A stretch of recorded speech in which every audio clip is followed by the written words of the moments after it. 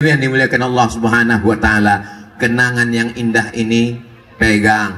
Murajaah, disiplin, salat, siapkan. Tentukan arah cita-cita ke depan. Kalau sudah jadi orang, jangan lupakan pesantren, datang ke Darul Fikri, bangunkan satu kelas khusus. Tadi yang lulus polisi, buatkan nama kelasnya kelas syurtoh. Tadi yang lulus jadi dokter, nama kelasnya kelas objin. Hah?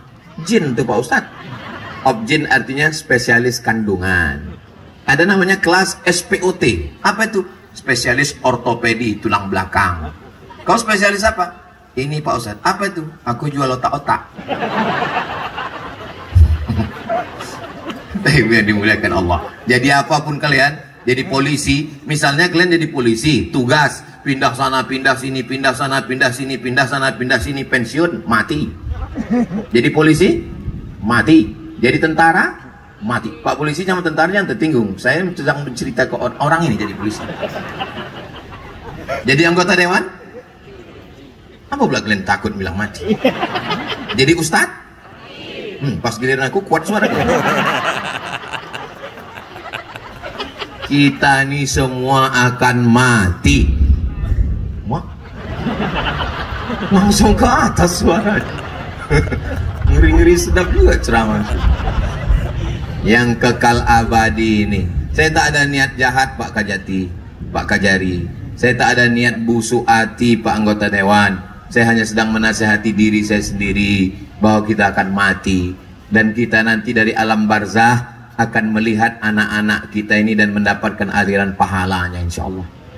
Bapak Kapolres, Bapak Dandim, Bapak Danlanal, Bapak Ketua DPRD, Bapak anggota. Kalau kita berapa lama lagi lah umur kita ini? Kalau saya tengok umur-umur Bapak ini di atas 50. Kalau saya 27 memang. Kalau kita mati, habis semua. Surat tanah, STNK, BPKB, Badan Pertanahan Nasional, dibawa mereka ke kantor Samsat. Balik nama, berganti nama mobil, nama motor. Dibawa mereka ke BPN, berganti nama surat tanah. Ada yang paling menyakitkan Pak, surat nikah berganti. Tengok senyum mereka. Bapak pikir berapa lama lah mereka nunggu kita? 4 bulan 10 hari. Anak-anak ini hafal ayatnya. Walladzina yutawaffawna minkum wa yadharuna azwajan yatarabbasna bi anfusihinna arba'ata ashhurin wa ashra. Arba'ata ashhurin 4 bulan 10 hari. Meninggal bulan April, Mei, Juni, Juli, Agustus, 10 September datang surat undangan. Nikahnya sama brownies, berondong manis. Nggak apa-apa. Rumah yang kalian bangun, kebetulan jatah dia. Naik laki barunya ke situ. Tempat tidur kalian dinaiknya. Bukan cuma tempat tidur kalian, bini kalian pun dinaiknya. Berbunyi guru saking tak teganya, saking sakitnya hati laki-laki. Ustadz, janganlah cakap begitu Pak Ustadz, ini banyak anak-anak. Biar masuk ke hati dan pikiran kita bahwa semua ini tinggal, ini semua tinggal. Mobil-mobil mewah ini tinggal semuanya. Saya berani bercakap gini karena tak ada mobil saya sini. Semuanya tinggal. Yang kekal abadi mana? Nih tanah wakaf ini. Yang kekal abadi mana? Nih kelas-kelas ini.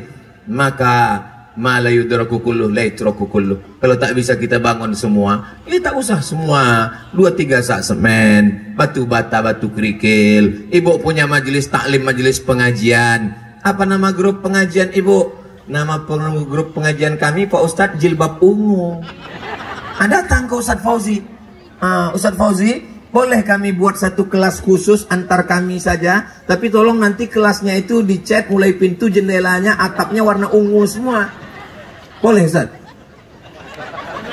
Ungu LGBT gitu. Ini ungu syariah. Bapak Ibu yang dimuliakan Allah Subhanahu wa taala. Berikutnya yang kelima.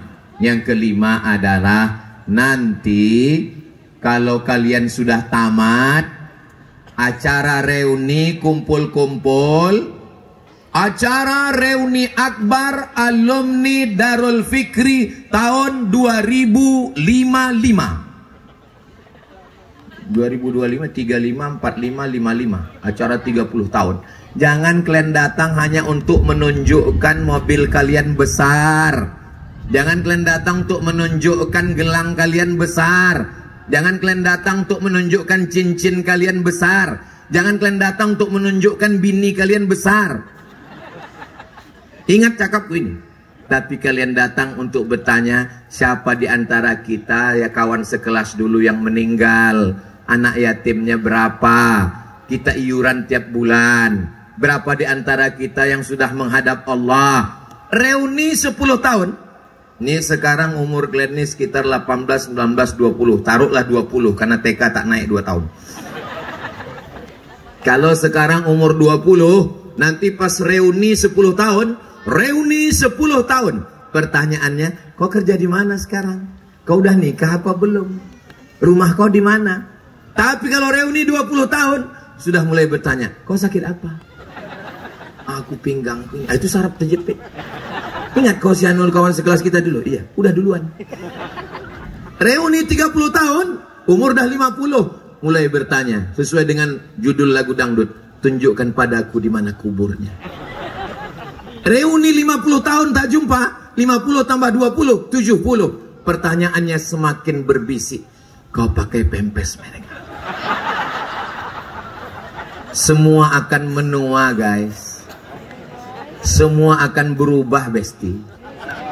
Yang nggak berubah itu satu, hubungan kita. La ilaha illallah.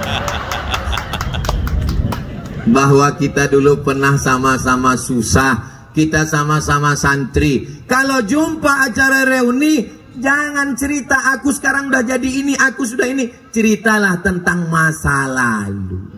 Ceritalah tentang kenangan indah. Kau macam-macam ingat aku muka. Siapa ini ya? Oh iya, kau yang mencuri bumbu pecel aku dulu. Ini macam-macam ingat siapa ya? Tapi udah agak gemuk badannya sekarang. Inilah dulu waktu sembahyang sujud tak bangkit-bangkit itu. Ceritalah tentang masa lalu. Karena masa merubah cerita. Memori kita sudah berubah. Cakap saya ini belum bisa kalian tangkap sekarang. Tapi nanti baru kalian ingat. Oh itu yang dimaksudkan Ustadz Somad. Jadi pesantren tidak hanya sekedar memasukkan ke kepala kalian Quran. Pesantren bukan memasukkan kalian nahu sorab baca kitab.